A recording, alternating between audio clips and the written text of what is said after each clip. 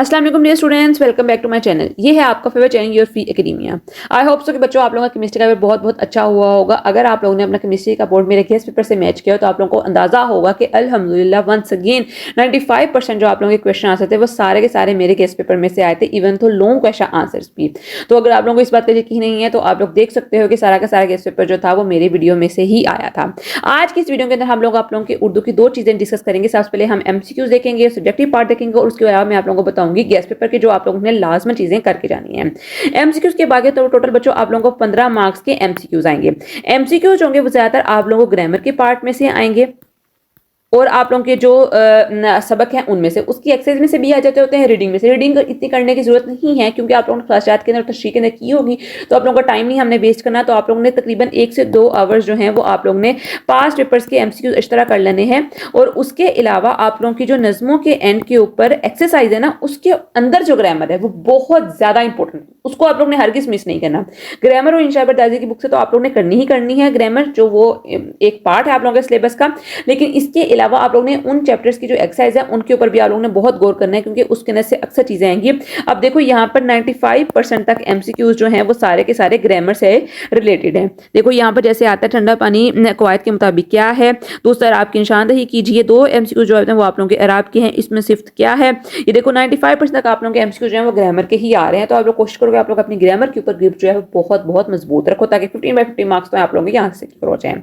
अब second part की तरफ चलते हैं जो कि आप लोगों का आता है सब्जेक्टिव, जो कि 60 मार्क्स का होगा। सबसे पहले बच्चों हिस्सा नज़म की बात करें तो टोटल आप लोगों को 4 अशार आएंगे जिसमें से आप लोगों को 3 करने होंगे। यहाँ पर एक इंपॉर्टेंट बात मैंने आप लोगों को पहले भी समझाया हुआ है कि नज़म के अंदर एक ही बात चल रही होती है।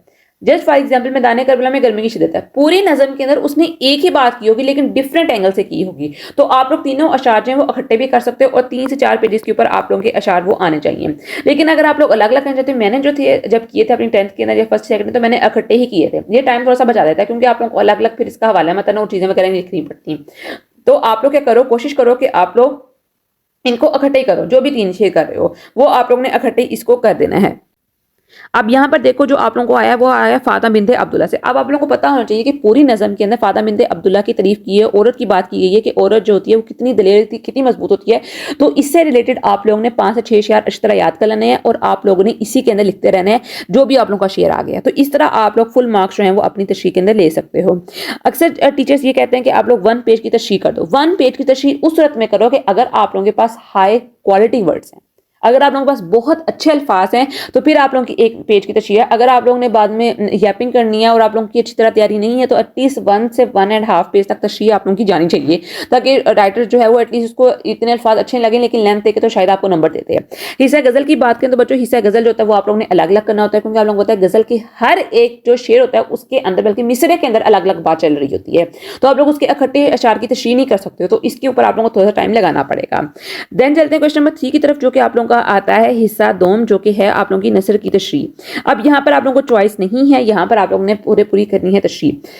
इसका पैटर्न क्या है देखो, जस्ट फॉर एग्जांपल आप लोगों का चैप्टर जो है वो चुगलखोर है, उसमें से आप लोगों को तशरीह आ गई है। तो आप लोगों ने चुगलखोर के वजह से एक अच्छे से आप लोगों ने 3-4 कोट्स याद कर लेनी है। चुगलखोर क्या होता है, उसके ऊपर कितनी लानतें पड़ती हैं, अहादीस आती हैं तो वो याद कर लो, कुरान में पाक में कोई चुगलखोर के बारे में वो याद कर लो और 2-3 अशार याद कर लो। उसी को आप लोगों ने बेस बना के अपनी पूरी की पूरी तशरीह उसी के अकॉर्डिंग लेके घूमनी है। सारी बातें आप लोगों ने घूम घुमा के उसी चीज के ऊपर ले आने कि आप लोगों की वो चीजें फिट हो जाए। क्योंकि आप लोग पता है तशरीह में अगर आप लोग की चीजें नहीं लिखोगे ना, आप लोग कोर्स वगैरह नहीं लिखोगे तो वही सीन बात हो जाएगी, आप लोगों का सारा पेपर जो होगा मिलता जुलता होगा। आप लोगों ने अपना पेपर जो होता है वो डिफरेंट बनाना होता है ताकि चेकर जो है वो इंस्पायर हो जाए, उसको खुशी हो कि बच्चे ने मेहनत की हुई है। ठीक है, उसके बाद आप लोगों के सवाल जवाब है। सवाल जवाब अगर आप लोग एक्सरसाइज किस तरह कर लोगे तो आप लोग इसमें से पास हो जाओगे। पास पेपर्स के आप लोगों ने तो काफी होगा। देन आता है किसी भी एक सबक का खुलासा तहरीर कीजिए। सबक का जैसे मैंने आप लोगों को गेस्ट पेपर देना उसके अंदर ये 2 ऐसे आप लोगों ने मेंशन किए हुए हैं, ये बहुत बहुत इंपॉर्टेंट है। इंशाअल्लाह आप लोगों को उसी गेस्ट पेपर में से आप लोगों को खुलासात आने हैं तो उससे ज्यादा करने की आप लोगों को जरूरत भी कोई पड़ेगी। देन आता है आप लोगों के मजमून लिखिए। मजमून के लिए बच्चों आप लोगों के पास 45 मिनट्स मैक्सिमम होने चाहिए। इस तरह आप लोगों ने अपना पेपर मैनेज करना है कि 45 मिनट्स आप लोगों के लिए बच जाए मजमून के लिए, क्योंकि मजमून को आप लोगों ने कोशिश करनी है 10 से 12 सफात के ऊपर आप लोगों का मजमून आए, तभी आप लोग 15 से 15 नंबर ले सकते हो। मैंने आप लोगों को एक स्पेशल वीडियो बनाई हुई है कि दाम के अहम मज़ामीन क्या है, उसके अंदर मैंने पूरा डिटेल से बताया हुआ है कि आप लोगों ने अपने मज़ामीन कैसे करने हैं, अटेम्प्ट किस तरह करना है, क्या उसका बॉडी पार्ट होना चाहिए, मेन थीम क्या होना चाहिए, किस तरह आप लोगों ने पूरा ऐसे लेके घूमना है उसे, हर एक चीज हर एक चीज़ मैंने आप लोगों को उसके एडवांटेज डिसएडवांटेज किसी मजमून के बारे में बताए हुए हैं, तो आप लोग वो वीडियो लास्ट में देखो ताकि आप लोग 50 में 50 मार्क्स हैं वो सिक्योर कर लो। उसके बाद चलो लास्ट पार्ट आप लोगों का आता है जिसके अंदर आप लोगों का उन्होंने पैराग्राफ दिए हुए, this is same as for that English. English के अंदर भी आप लोगों को पैराग्राफ आया था और इसके अंदर भी पैराग्राफ आया। अब इसका पैटर्न क्या है, 2 से 3 दफा आप लोगों ने इस तरह आप लोगों ने अपना पैराग्राफ पढ़ना है। पैराग्राफ पढ़ने के बाद आप लोगों ने अपने क्वेश्चन आंसर देखने हैं, ठीक है। आप लोगों को देखना है कि हाँ क्वेश्चन के अंदर क्या लिखा है उसको अंडरलाइन करते रहना है, और उसके बाद आप लोगों ने अपने सवाल जो है वो इसी में से देख के बनाने हैं। अपने पास से कुछ एडिशन नहीं करनी है, अपने पास एडिशन नहीं करनी, जो सवाल इस पैराग्राफ के अंदर दिए हुए ना उसी के आप लोगों ने आंसर जो है वो लिखने हैं। यहाँ पर 2 से 3 बार इस तरह पढ़ो, ऊपर से देखकर आप लोग पैराग्राफ, तो आप लोगों को समझ आ जाएगा कि पैराग्राफ के अंदर क्या बात हो रही है।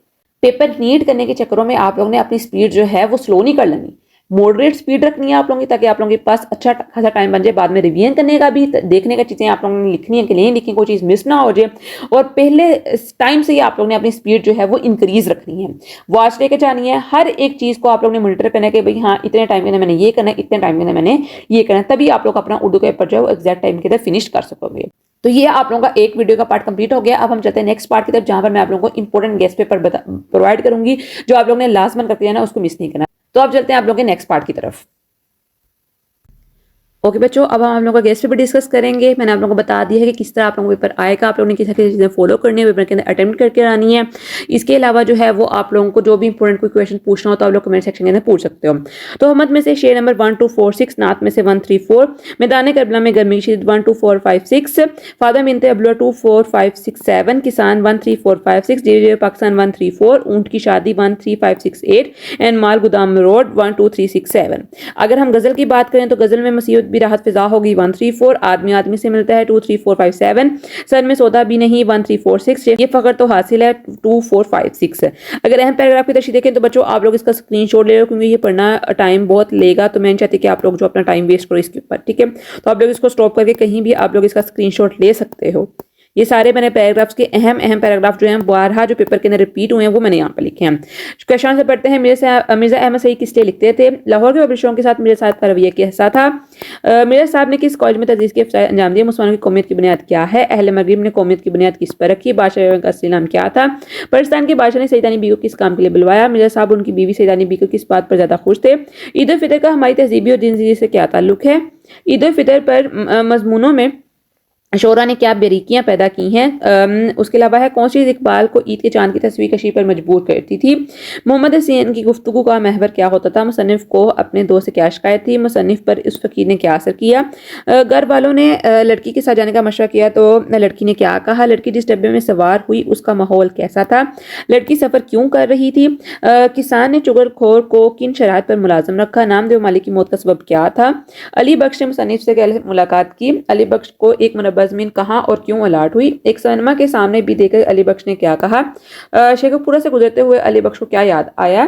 तो कापी म्यूजियम का तारुफ अपने अल्फाज में कराइए। मिर्जा गालिब ने मीर मेहदी हसैन मजू को खत क्यों भेजा? कौन सी 2 चीज़ों पर महसूल वसूल नहीं किया जाता? हमद में खालिक की किन मखलूकात का जिक्र किया गया है? अल्लाह ताला ने ये कायनात कौन सा एक अल्फाज कहकर बनाई?